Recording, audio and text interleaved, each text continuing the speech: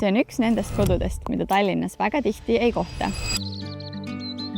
Kui ma ütleksin, et see kodu asub Tallinnas, aga siin on oma aed, linnulaul ja ainult 3 naabrit, kas sa usuksid? Enamik kortereid algavad välisuksest. Selle kodulugu algab aga hoopis aiast. Ausalt öeldes tundub see rohkem nagu oma maja kui korter.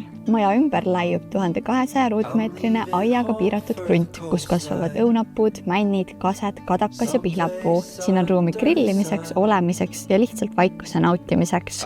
See hubane renoveeritud korter on koos mööbliga sissekolimiseks valmis.